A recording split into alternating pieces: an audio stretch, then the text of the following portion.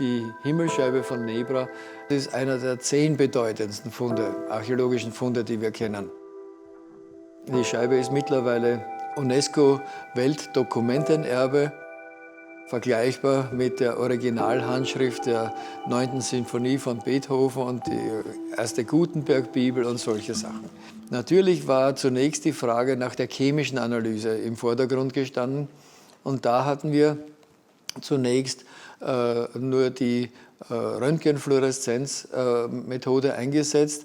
Die ist eine sehr universale Analysenmethode, mit der wir besonders Metalle also gut untersuchen können, zerstörungsfrei, und das haben wir sehr schnell erledigt.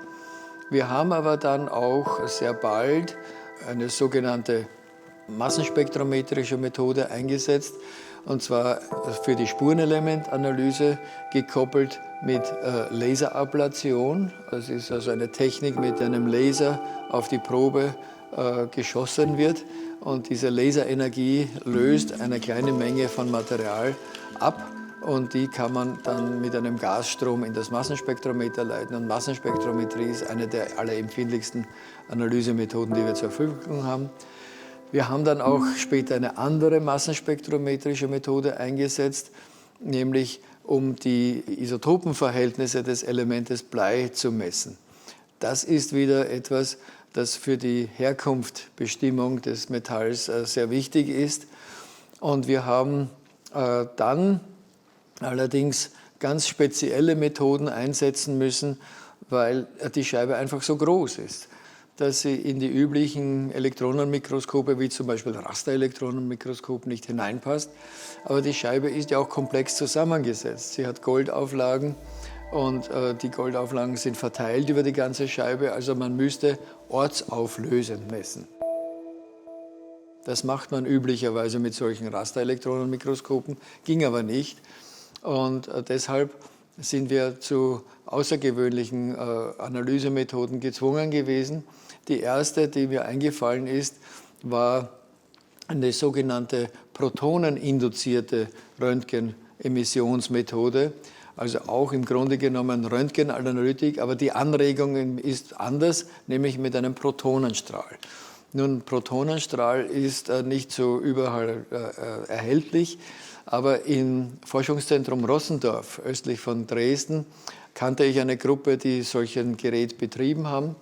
Und da sind wir hingegangen, haben auch eine Diplomarbeit darüber angesetzt und haben die Goldauflagen alle einzelnen untersucht, weil wir wollten mehr wissen als nur den Silbergehalt oder den Kupfergehalt, den wir auch mit der Röntgenfluoreszenzanalyse messen konnten. Allerdings damals mit unserem Röntgenfluoreszenzgerät auch nicht ortsauflösend. Also es war schon wichtig, mit einer ortsauflösenden Methode zu messen und alle Objekte zu messen. Und dann war das schon klar, dass wir verschiedene Phasen haben. Also mindestens das Boot hat völlig andere Zusammensetzung als die anderen Objekte. Aber wir hatten damals noch nicht die Möglichkeit, eine dritte Phase zu erkennen, die wir dann später mit einer noch weiteren, sehr ungewöhnlichen Methode erkennen konnten, nämlich der Synchrotron-Röntgenfluoreszenz. Wieder eine röntgenanalytische Methode, aber jetzt eine andere Anregung, nämlich Synchrotronstrahlung. Das haben wir am Berliner Elektronensynchrotron durchführen können, am BESSY, eine Abkürzung. Auch hier kannte ich schon Kollegen, die dafür offen waren. Und beide Methoden hatten den Vorteil, dass sie an Luft durchgeführt werden können. Also wir konnten also vor den Protonenstrahl oder den Synchrotronstrahl die Scheibe einfach positionieren. Der Strahl selbst war sehr, sehr dünn, also im 0,1 mm Bereich, und deshalb war das sozusagen die idealen Methoden. Aber im Gegensatz zu Rossendorf konnten wir in Berlin auch noch das Element Zinn erfassen, das jetzt in der Scheibe natürlich als Hauptbestandteil, es ist ja Bronze, vorhanden ist, aber auch im Gold vorhanden ist. Und das war deshalb wichtig, weil wir erstens einmal durch das Vorhandensein von Zinn erkennen konnten, dass es sich um Flussgold handelt, weil dieses Primärgold oder Berggold normalerweise kein Zinn enthält. Und zweitens konnten wir erkennen, dass der Horizontbogen und ein Stern höhere Zinngehalte aufwiesen als die anderen Goldobjekte. Und das war deshalb interessant, weil schon die genauere Betrachtung des Scheibenbildes erkennen ließ, dass der Horizontbogen später aufgebracht wurde als die Sterne. Denn ein Horizontbogen hat 2 Sternpositionen überdeckt. Das Gold dieser Sterne ist offenbar entfernt worden. Und ein dritter Stern ist ebenfalls abgerissen worden, als der zweite Horizontbogen aufgebracht wurde. Aber dessen Position wurde nur verschoben. Das heißt also, es wurde ein neuer Stern angebracht. Und das Interessante war, das hatten wir schon in Berlin erkennen können, dass die Zusammensetzung oder der Zinngehalt dieses verschobenen Sternes mit dem Horizontbogen übereinstimmt. Damit konnten wir sagen, okay, wir haben sozusagen eine Phase 2 identifiziert, die nach dem Aufbringen des ersten Bildes aufgebracht wurde mit einem leicht unterschiedlichen Gold, nämlich leicht unterschiedlichen Zinngehalt. Während das Boot oder die Barke ja deutlich weniger Silber enthielt, das konnten wir mit allen Methoden schon vorher erkennen.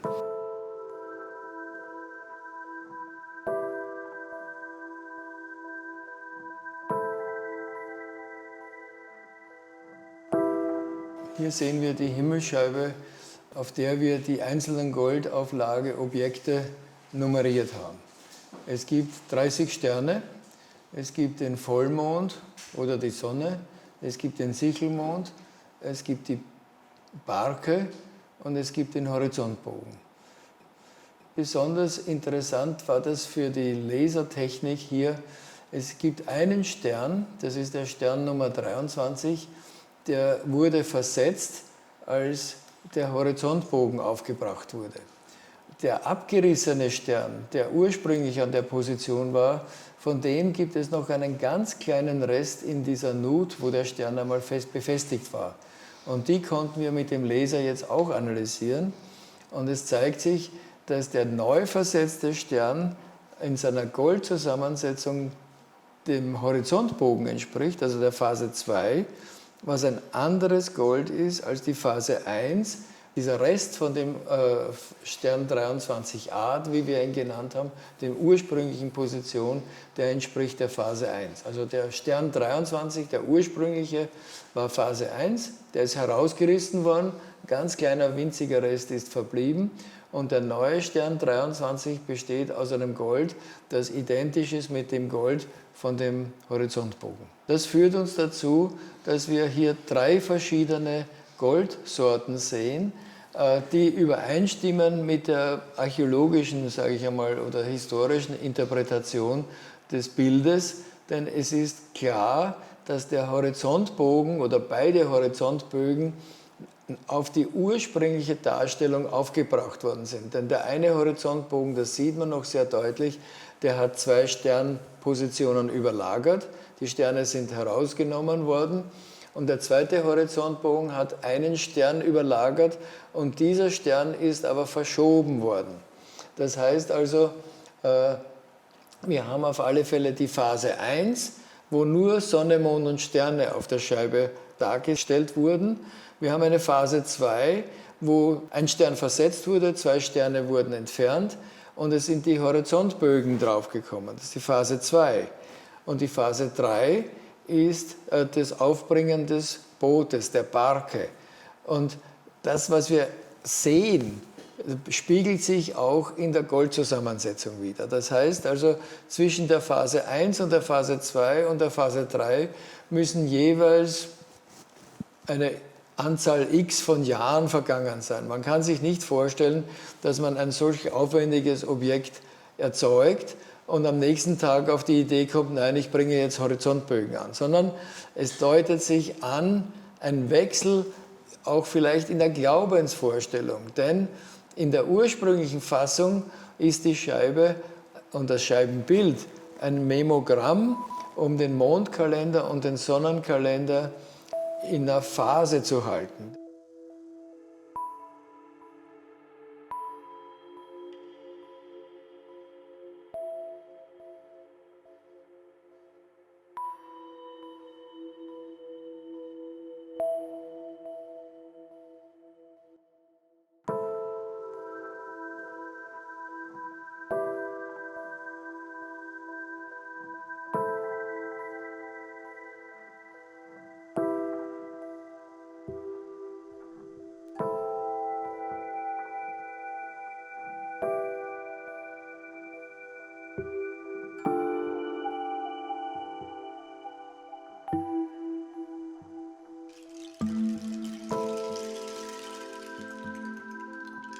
Die Anfänge der Untersuchung der Himmelsscheibe waren ja neben der Echtheitsfrage die Zusammensetzungsfrage und vor allem die Frage, ob die Himmelsscheibe wirklich zum Hortfund gehört. Denn es ist in den Medien das Gerücht aufgekommen, die Himmelsscheibe könnte eine Fälschung sein und echten Material, den Schwertern und den Meißeln, die man durchaus als echt anerkannt hat, als bronzezeitlich, zugefügt worden sein, um den gesamten Hortfund sozusagen teurer, bedeutender erscheinen zu lassen. Und da war natürlich die Fragestellung, sind die Teile des Hortfundes alle aus demselben Material hergestellt und passt die Himmelsscheibe dazu? Und die Antwort war ja.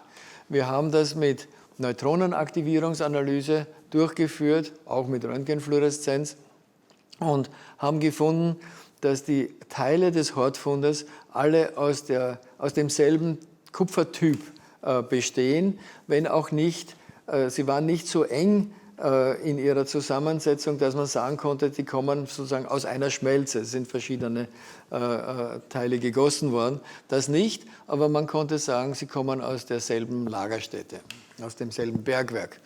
Und die Himmelsscheibe hat wunderbar dazu gepasst.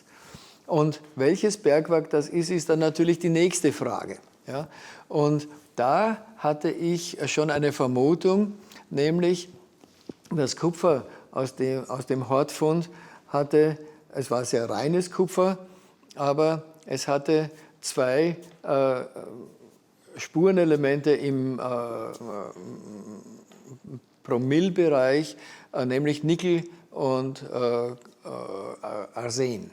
Und das hat mich erinnert an frühere Untersuchungen, die wir schon durchgeführt haben in der Mitterbergregion. Mitterberg ist eine Gebirgslandschaft in Salzburg am Fuße des Hochkönigs. Dort wurde schon im 19. Jahrhundert ein prähistorisches, ein bronzezeitliches Kupferbergwerk entdeckt. Dann wurde diese Kupferlagerstätte im 19. Jahrhundert wiederentdeckt und bei der Eröffnung der Lagerstätte hat man gefunden, da waren ja schon Leute vor uns da. Man hat alte Bergwerkschächte angeschnitten und gefunden, und die sind dann untersucht worden, unter anderem auch von Archäologen, und die haben festgestellt, das ist ein bronzezeitliches Bergwerk. Das heißt also, das Bergwerk ist in der Bronzezeit aktiv gewesen, dann ist es irgendwie aufgegeben worden und im 19. Jahrhundert wiederentdeckt worden. Das ist ja für die Archäometallurgen eigentlich eine Idealsituation, weil normalerweise gibt es viele Phasen von Bergwerkstätigkeit, die vorderen immer zerstören, weil ja das Bergwerk immer mehr erweitert wird. Und in diesem Fall haben wir das Glück gehabt, dass wir ein prähistorisches, ein bronzezeitliches Bergwerk fast vollständig erhalten haben. Und ich hatte schon früher Erze vom Mitterberg analysiert, auch im Hinblick auf Herkunftsuntersuchungen, aber jetzt mehr in Österreich und in Süddeutschland, und hatte sozusagen das Kupfer schon erkannt. Und wir konnten dann diese Vermutung, dass es sich um Mitterbergkupfer handelt, auch noch weiterhin bestätigen, indem wir auch Isotopenanalyse des Bleis an den Objekten durchgeführt haben und an der Himmelsscheibe. Und da war es aber zunächst einmal eine Überraschung, weil das hatten wir vorher noch nicht durchgeführt gehabt an Mitterbergerz, nämlich der Befund, dass die Isotopenverhältnisse über weite Strecken streuen. Also wenn ich die Isotopenanalyse als erstes gemacht hätte, hätte ich gesagt, die Scheibe passt eigentlich nicht zu den Funden, aber die Funde passen untereinander auch nicht zusammen. Erst nachdem wir auch eine große Anzahl von Kupfererzproben aus dem Mitterbergrevier untersucht hatten, haben wir gesehen, das ist ja eigentlich eine eigene Kennzeichnung des Mitterberger Erzes, nämlich chemische Homogenität und bleiisotopische Inhomogenität. Das kommt dadurch zustande, dass das Mitterbergerz gekennzeichnet ist durch sehr geringe Bleigehalte, aber vergleichsweise hohe Urangehalte. Die Tatsache, dass auch die Funde aus dem Hortfund von Nebra so große Streuung aufweisen und dass die Steigung in einem Diagramm der Bleiisotopenverhältnisse dieselbe ist, wie wir in den Erzen finden, ist ein zusätzliches Indiz, dass es sich um Mitterbergerz handelt. Und das haben wir dann auch, und da können wir zurückgreifen auf ein sehr großes Archiv, das wir in Mannheim verwalten, das in Stuttgart entstanden ist am Württembergischen Landesmuseum, wo insgesamt 22.000 Kupferobjekte, Bronze- und kupferzeitliche Kupferobjekte aus ganz Europa, dem Mittelmeerraum und Vorderasien analysiert worden sind. Und dieses Archiv verwalten wir. Und ich habe mir dann einfach überlegt, ja, wo kommt denn noch solches Kupfer vor mit dieser besonderen Kennzeichnung? Und da finden wir, wenn wir das eingrenzen, was die chemische Zusammensetzung anbelangt, und wenn wir auch eingrenzen, wir wollen nur die Frühbronzezeit haben, dann finden wir, dass dieses Kupfer im Voralpenraum verbreitet ist. Also von der Ostschweiz über Bayern, Baden-Württemberg und Österreich bis ins Karpatenbecken hinein. Und einerseits, also wir haben so eine Ost-West-Verbreitung, aber immerhin nahe den Alpen, die ja das Kupfer geliefert haben. Und dann haben wir eine interessante Verbreitung, die jetzt uns Nebra näher bringt, nämlich dieses Kupfer ist offenbar auf einer Nord-Süd-Route auch gehandelt worden bis nach Südskandinavien. Ich sage immer entlang der A9. Und dann kommen wir ja an Halle vorbei. Und insofern war das nicht völlig unmöglich, dass das Kupfer aus einer relativ weit entfernten Lagerstätte, 500 Kilometer etwa, stammt und nicht aus den nahegelegenen Lagerstätten, wo es auch Kupfer gibt, im Harz oder im Erzgebirge. Oder es gibt sogar ganz in der Nähe von Nebra auch ein kleines Kupfervorkommen. Aber das konnten wir eben aufgrund der Bleiisotopenverhältnisse ausschließen. Und das ist nämlich der große Vorteil der Bleiisotopenverhältnisse. Sie verändern sich nicht durch chemische Prozesse zwischen der Lagerstätte und dem Endprodukt. Sie verändern sich auch nicht durch Korrosion. Also chemische Prozesse verändern die Bleiisotopenverhältnisse nicht. Und dann ist es, wenn wir keine Übereinstimmung haben, eine sehr harte Evidenz für ein Ausschlusskriterium. Wir können diese Lagerstätte als Quelle für das Kupfer der Himmelscheibe von Nebra ausschließen. Und das war also ein sehr schönes Ergebnis.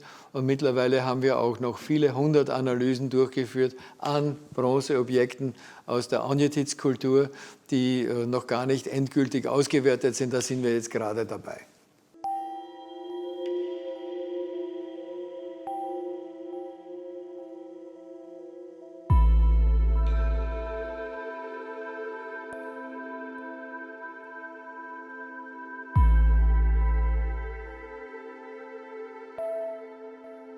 Wir haben natürlich dann auch noch sozusagen traditionelle Methoden der Mikroskopie angewandt. Wir haben dann natürlich, nachdem wir auch eine Probe aus dem Inneren der Scheibe nehmen konnten, vorübergehend, die ist wieder eingesetzt worden, dann auch Metallographie, sozusagen Metallkundemikroskop eingesetzt und dann mit dieser kleinen Probe natürlich auch Rasterelektronenmikroskopie einsetzen können.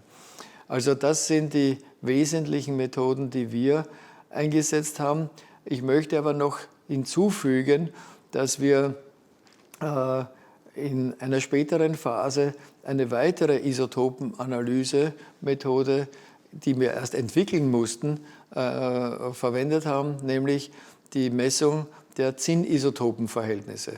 Das geschieht mit dem gleichen Instrument, mit dem wir Bleiisotopenverhältnisse messen, also mit einem Massenspektrometer, mit Plasmaanregung. Aber dass das Element Zinn überhaupt verschiedene Isotopenverhältnisse in verschiedenen Lagerstätten aufweisen kann, das war noch in den 1990er Jahren unbekannt. Im Gegenteil, es war als unwahrscheinlich betrachtet worden. Erst durch die neue Entwicklung dieser Geräte, die Ende der 1990er Jahre dann tatsächlich zur Verfügung standen, konnte man solche feinen Unterschiede messen. Und wir haben zusätzlich dann auf dem Gold der Himmelscheibe noch andere Isotopensysteme gemessen. Wir haben Kupferisotopenverhältnisse im Gold der Himmelscheibe gemessen und wir haben auch Silberisotopenverhältnisse gemessen. Also das heißt, wir haben also eine ganze Menge Isotopenarchäologie an der Scheibe und am Umfeld durchgeführt. Und last not least haben wir in die Scheibe vor gar nicht langer Zeit, das war jetzt vor 2 Jahren, auch noch einmal in Halle mit einer neuen Lasertechnik analysieren können.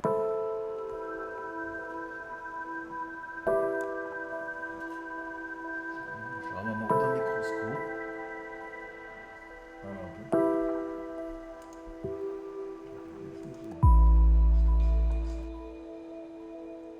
Das ist gar nichts. Schauen wir uns kleinen Vertiefungen, das sind ja keine Vertiefungen. Ja, das wirkt nur so wahnsinnig tief, weil diese Schwärzung am Rand, die durch den Niederschlag des Metalls entstanden ist, die sieht aus, als sei das sozusagen ein Schatten. Das ist aber kein Schatten. Ja. Ja, das Also hier dargestellt sind die Hauptbestandteile in diesen blauen Kolonnen und grün sind Spurenelemente, die wir in dem Gold noch messen könnten, und besonders hervorgehoben in Gelb sind Palatin und Palladium. Das sind zwei Platingruppenelemente, die uns etwas über die Herkunft aussagen. Und auf den ersten Blick sieht man eigentlich, dass alles fast ganz ähnlich aussieht. Das heißt also, wenn wir das als Herkunftsindikator nehmen, dann ist das Gold alles von derselben Herkunft, von demselben Fluss, von derselben Region. Aber wir sehen einen Hauptunterschied, den wir eben schon damals mit dem Synchrotron am Berliner Bessi messen konnten. Die Zinngehalte sind auch sehr einheitlich zwischen 200 und 350 ppm, wie wir sagen, also Parts per Million. Und nur der Stern 23, der hat mehr, deutlich mehr, über 600. Und wenn wir dann etwas weiter runtergehen, dann ist das ebenso sichtbar im Horizontbogen, der hat auch über 600 ppm. Das heißt, nur diese beiden Objekte auf der Scheibe haben so viel Zinn. Und das bedeutet, dass wir hier in der chemischen Zusammensetzung eine neue Charge von Gold vor uns haben, das heißt eine neue Goldsorte, die in sonstigen anderen Eigenschaften ganz ähnlich ist wie der von der Phase 1, aber wir haben jetzt eine Phase 2. Wir können das auf verschiedene Weise interpretieren. Entweder ist von derselben Quelle, sagen wir eine Generation später, dasselbe Gold gekommen, nur mit etwas mehr Zinn. Man könnte sich aber auch überlegen, dass verschiedenes Gold gekommen ist, das sozusagen nicht gleichzeitig verwendet wurde, sondern dass eine größere Charge für Sonne, Mond und Sterne verwendet wurde und ein anderes Gold sozusagen zurückgelegt wurde und für den zweiten Horizontbogen, für den Horizontbogen im zweiten Stern verwendet wurde. Die erste Interpretation halte ich für die wahrscheinlichere. Es ist aus derselben Region eine neue Charge Gold gekommen, vielleicht ein neuer Barren, den man ausgeschmiedet hat zu einem Blech und für diesen Horizontbogen und für den Stern verwendet hat. Die dritte Phase hat deutlich weniger Silber, aber die Spurenelemente sind sonst auch immer gleich, also wie Platin und Palladium. Das heißt, wir haben aus derselben Quelle mindestens 3 Zulieferungen. Und diese Quelle haben wir ja mit einiger Wahrscheinlichkeit identifiziert als Cornwall in Südwestengland. Was wir aber hier sehen, und das war wichtig, weil das bisher noch nicht so belegt werden konnte, die Phase 1 enthält weniger Zinn, die Phase 2 enthält mehr Zinn. Und jetzt ist ja der Stern 23 sozusagen aufgebracht worden mit demselben Gold wie der Horizontbogen. Der ist aber versetzt worden. Der ursprüngliche Stern ist abgerissen worden. Wo das Gold verblieben ist, wissen wir nicht. Aber es war ein ganz kleiner Rest in der Rille verblieben, wo der Stern ursprünglich gesessen ist. Und wir können diesen kleinen Rest messen und die Rohdaten zeigen, dass dieser Rest so klein war, dass wir sozusagen es nicht vermeiden konnten, dass auch ein bisschen von dem Zinn oder von der Bronze der Scheibe mit angeregt wurde. Aber man kann das korrigieren über das Kupfer-Zinn-Verhältnis von der Scheibe. Und wenn man das tut, kommt man zu einem Zinngehalt von etwa 300 ppm, also so wie die Phase 1, wie man das erwarten würde. Der ursprüngliche Stern 23 war Phase 1, ist abgerissen worden, ist ersetzt worden an einer leicht veränderten Stelle mit dem Phase 2 Gold. Und das können wir jetzt hier belegen. Das war ein wichtiges Ergebnis, um die gesamte Interpretation innerhalb des Scheibenbildes abzurunden. Die Himmelsscheibe von Nebra hat durchaus mein Leben, zumindest mein Forscherleben, verändert. Und ich hatte die Bedeutung der Scheibe zunächst einmal nicht so gut erkannt wie Harald. Aber ich habe dann mit Freude, aber auch Verwunderung festgestellt, welche Resonanz diese Scheibe, dieser Hornfund gehabt hat. Und mit dieser Resonanz sind wir ja auch verbunden gewesen.